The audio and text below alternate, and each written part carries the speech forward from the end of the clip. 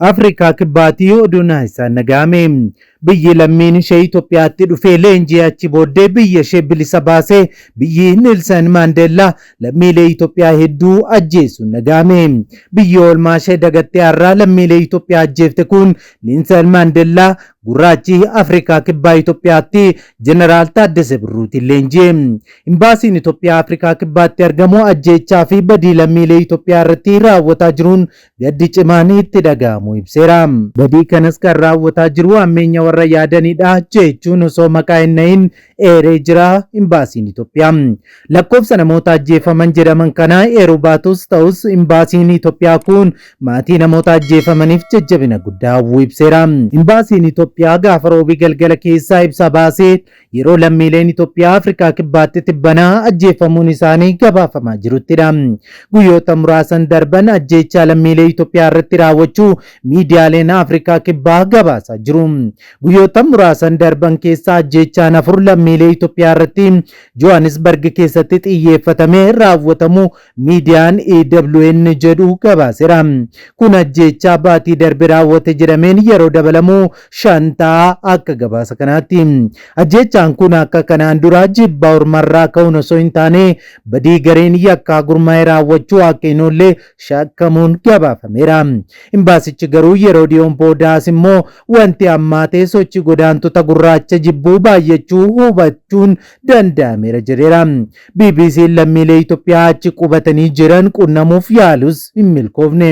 Qorattoonni ajjeechaa kun daddabarsa nama butuu fi nama butanii maallaqa gaafachuun yoo wal qabata ta'e qorataa akka jiran gabaasi kun mul'iseera. Dhimma ajjeechaan wal qabatee yoo namni shakkiin hidhame jiraates waan ifa ta'e hin jiru.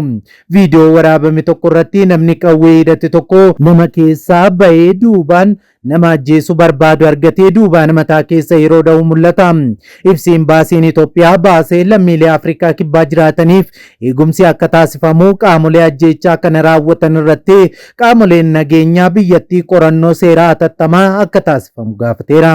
Kanaanis kanneen ammeenya raawwatan irratti tarkaanfiin akka fudhatamuu fi bu'aan isaas imbaasii keenyaaf hatattamaan akka ibsamu jechuun gaafatee jira. Imbaasiin Itoophiyaa Afrikaa kibbaatti argamu. Si'achi lubbuu dabalataa akka hin banne bakkeewwan rakkoon itti mul'atu eegumsi addaa akka taasifamu gaafachuu ibsa baaseenis himeera. Imbaasiin Itoophiyaa Afrikaa kibbaatti argamu hanga rakkoon kun furamutti lammiileen tokkummaan akkasumas qaamolee nageenyaa fi Afrikaanota biroo waliin wal hubannoon akka socho'anis gaafateera. Fayyaa isaanii qofaa osoo hin taane qabeenya isaanii illee akka tiksanis dhaameera.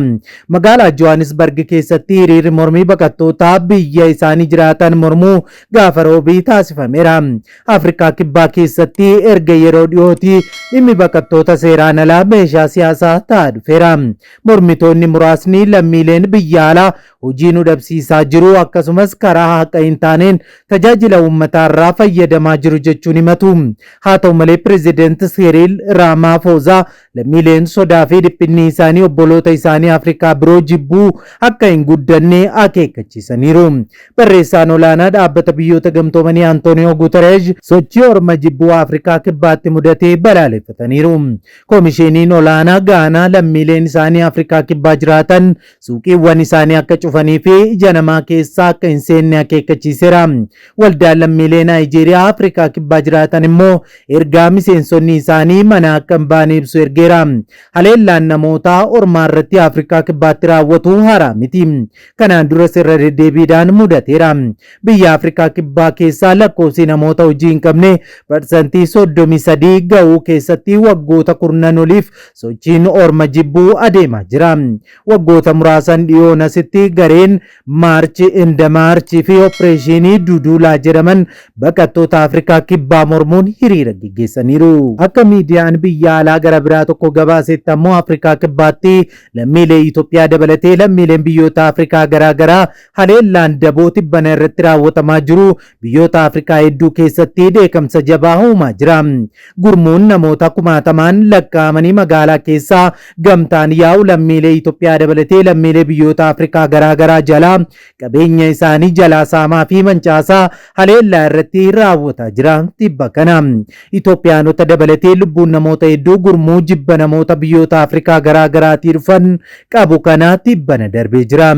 Gurmuun kun har'umallee bulchiinsa KwaZulu Naanaatti gurmaa'uun socho'uuf yaamicha taasisaa jira jedhameera.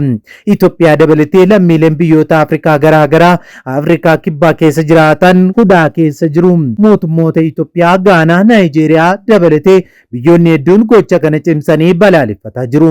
Mootummaan Afrikaa kibbaa gocha kana akka dhaabsisu gaafatamaa jira. Lammiileen Itoophiyaa Afrikaa kibbaa jiraatan of eeggannoo cimaa akka taasisanis hubachiifamee jira. Gochaan Afrikaa kibbaatti lammiilee irra gahaa jiru dallansu guddaa biyyoota Afrikaa garaagaraa keessatti uumee jira.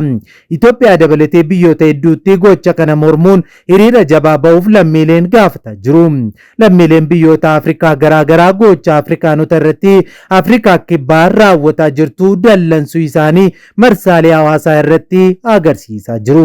Egaan daawwattoota keenya qophiin yeroo kanaaf isiniif qindeeffannee kan hanga ammaatti daawwattanidha.